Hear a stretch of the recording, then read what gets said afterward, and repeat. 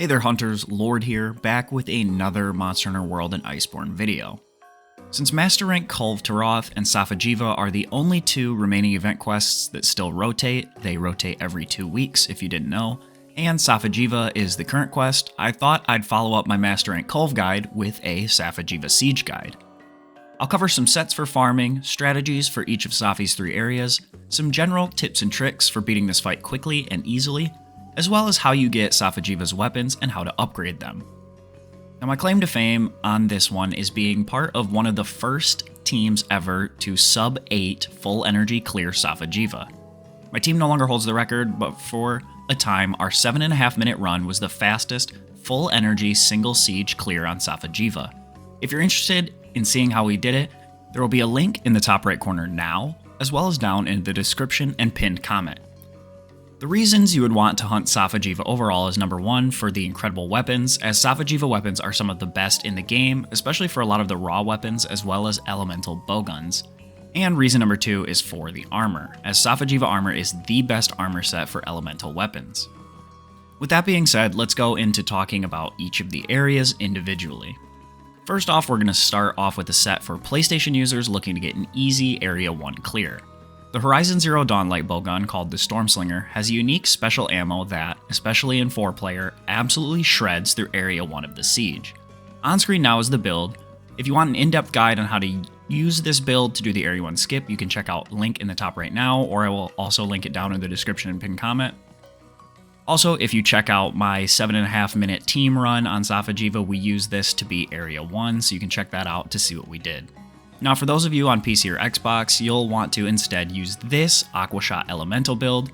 If you don't have Safi's Aquashot, you'd think the Beatotus light bowgun is the second best option here. You can really use any raw damage build you want, but for the sake of consistency, I think this light bowgun build will be your best bet. Now I highly recommend just using your Evasion Mantle slotted with some Part Breaker in Area 1, as the Roar is very easy to dodge and will give you a 30% damage increase. And if you can get the leg break in Area 1, you increase your damage for the rest of the fight. You want to focus on the back left leg to trip Safi'jiiva into the vines right under the boulder. After about 20 seconds of Safi being in the vines, you'll want to drop the boulder.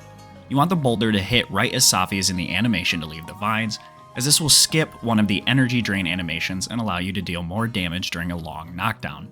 This will then have Safi do only one energy drain animation, which you'll want to clutch claw on and tenderize here to avoid any wind pressure, and then Safi will immediately switch to Area 2, skipping quite a bit of the energy drain required here in Area 1. So your Area 1 goals are to move to the left side of Safi, hit the back leg to push Safi into the vines, get Safi stuck in the vines, and then after about 19 to 20 seconds you'll want to drop the boulder to get the knockdown and skip the other energy drain, and then just go ham on the back leg. If you mess up this script, don't worry, it's totally okay. There's another vine trap and boulder drop on the opposite side of Area 1, so you can just bait Safi into this area and repeat. If you miss the Area 1 skip, it will make a full energy clear harder, but it's definitely not impossible. Now, onto Area 2. For Area 2, you can stick with your same Area 1 build, but the optimal way to go from here on out is to have one person stick with Aquashot.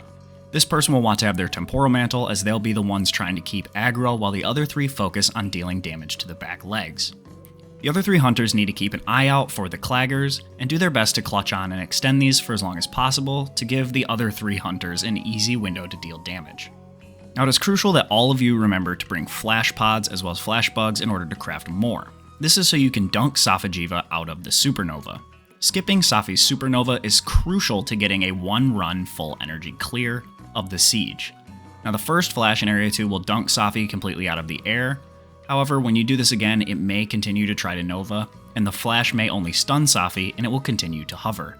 If this happens, you'll really want to focus on getting your damage on the back legs while it's in the air to either get a dunk or to get Safi to land gently.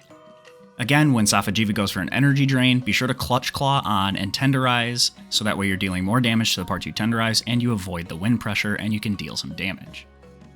You'll then want to go full Unga Bunga damage mode on the back legs until Safi'jiiva transitions to her 3rd and final area. So our Area 2 overview and goals is to have one Aquashot gunner keeping aggro, and then the other 3 hunters should be focusing on the back legs by keeping them tenderized and prolonging the claggers to get more damage. You guys should be ready to flash the supernovas at any time, and then just deal a bunch of damage and move Safi'jiiva to Area 3. One additional tip that I'd give, and I'm giving it now because you can use it either in Area 2 or 3, is to bring poison smoke bombs. Each time Safi is poisoned, it deals 2,000 damage over 1 minute, basically for free. Again, for that reason is why I'd recommend bringing the poison smoke bombs, as anyone could poison Safi even if you don't have a poison weapon or poison ammo. So now we've moved on to the most crucial area, which is Area 3. Now, despite this being the most crucial area, your job is very simple. 1, you need to get Safi'jiiva to super critical state, and 2, you need to keep it super critical. Once Safi'jiiva hits its critical state, he takes a lot more damage overall, and the chest becomes very, very weak. This is also the only time that the chest can be broken, which will help boost your reward level. It's also very important that you block all of Safi'jiiva's supernova attempts, as if he gets off a supernova, he will no longer be in his critical state and you'll deal less damage, and you'll have to deal enough damage to get him to his critical state again. There are a few ways to keep Safi in his super critical state. Step 1, obviously like in Area 2, you can flash his supernova. Eventually though, Safi'jiiva will become immune to flashes and you'll have to utilize these next few tips. Number 2, you can use crowd control methods like sleep, paralysis, or stuns to stop the nova. If you're a gunner, especially if you're using Aqua Shot, you'll have access to Sticky 3, Para 2, and Sleep 2 ammos. Now it takes 4 Sleep level 2 shots to put Safi to sleep and 4 Para 2 shots to paralyze him. You can prep these by, once Safi'jiiva goes super critical, shooting him with 3 of each. Then when Safi flies up for the supernova, you just have to shoot 1 or 2, since statuses do decay over time, and you can dunk him out of the sky into a paralysis or sleep. Now you're really going to want to recognize when he's jumping for the supernova, as you don't want to shoot these too late. Once he starts his breath, you can no longer stop the supernova. Another great way to keep Safi'jiiva super critical is by saving your mounts for Area 3.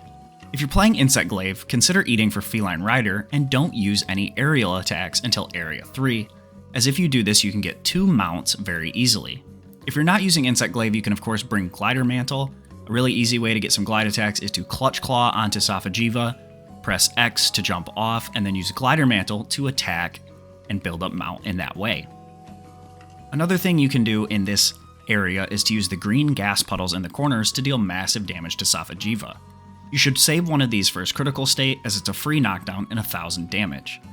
Other than that, in Area 3 you're just going to go ape mode and deal as much damage as you can, breaking as many parts as you can, and ultimately trying to stay alive. If you manage to do all of this correctly, you should get a relatively easy, full energy 1 siege clear. I dropped into a random lobby today to record some background footage for this video, and now keep in mind I haven't hunted Safi'jiiva in literally a couple years. We failed the Area 1 skip, and we were still able to get a 12-minute single siege clear with reward level 10. Now of course, I know this isn't perfect, as you can get up to level 15 on a single siege clear, but it should still show you how easy this is if you play it right.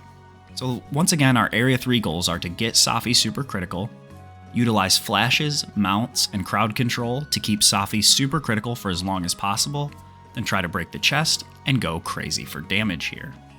So once you've finished the quest, let's talk about getting Safi weapons. Upon returning to Celiana, you're going to go talk to the quest maiden. You'll scroll down to the Safi Siege, and then scroll down to obtain rewards. Now this is where you'll get a bunch of Dracolite, which is then used to upgrade these weapons, and after this you'll get a set number of weapon rolls. Now be warned, you can only keep a certain amount of these, so choose wisely and be sure to take your time so you don't miss any of the weapons that you wanted.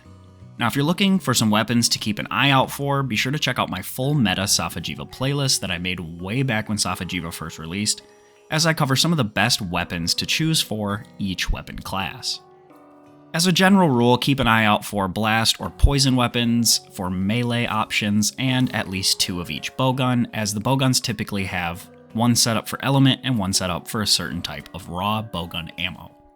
Now the elemental melee weapons are pretty good, but the master rank Kulve Taroth Kiar weapons tend to be better. Once you've picked up your weapons, it's time to head to the smithy.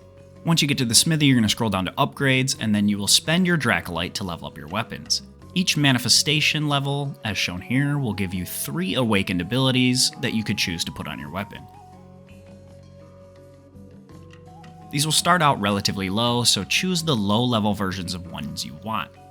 This Aqua Shot I'm going to be building for element, so I know that I want 3 attack, 1 element capacity, and 1 recoil suppressor as my awakens. So for this first one, I will choose attack 1, even though I know it can go up to level 5 or even 6. Taking this at level 1 will make the next rolls more likely to give me an upgrade to this attack. Alright, I've fast forwarded a bit, I've been rolling for a little while, and I've got the bases of each of the 5 awakens I want. Now it's time to roll them to upgrade them to their max level.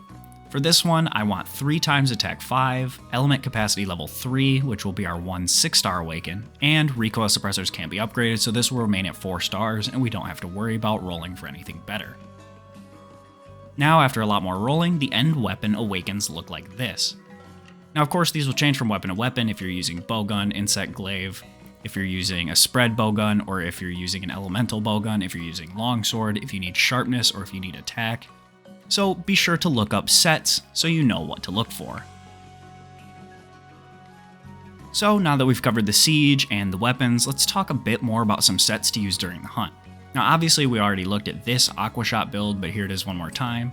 This is insane if everyone uses it in Area 1 to try and get that quick skip, but it can easily be used to great effect in all 3 areas.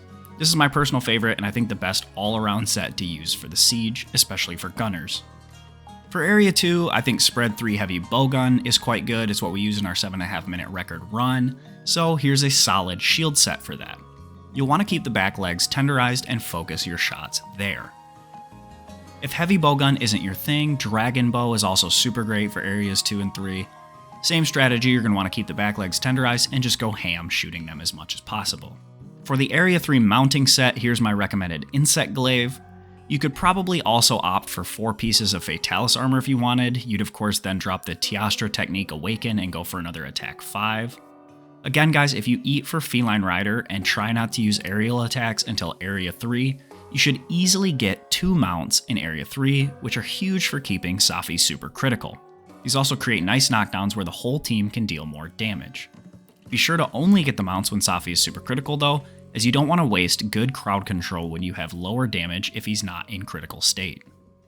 Also in Area 3, if you're already grouped up with a crowd control gunner, or you just want to go for some crazy damage, Greatsword is insane. Going Unga Bunga on the chest and tail during a super critical state with Greatsword is a great way to deal a bunch of damage. Be sure to keep picking up slinger ammo so that you can do the skip into your true charge slash as often as possible. The run that ended up beating my team's world record run used just 1 CC gunner and 3 Greatswords, just going apeshit. So don't sleep on it just because it's a slower hitting weapon. Again guys, these are just some of my recommendations and are by no means the only way to beat this siege. If you watch some of the background material, you'll see that I had a switch axe user, a dual blades user, and an insect glaive user, as well as me on light bowgun, and we were able to beat this first try in just 12 minutes.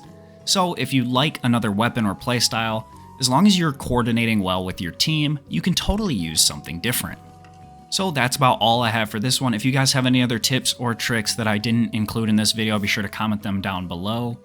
If you did enjoy the video or found it helpful, a thumbs up would be super appreciated, as it's a totally free way to help support the channel and the content that I create.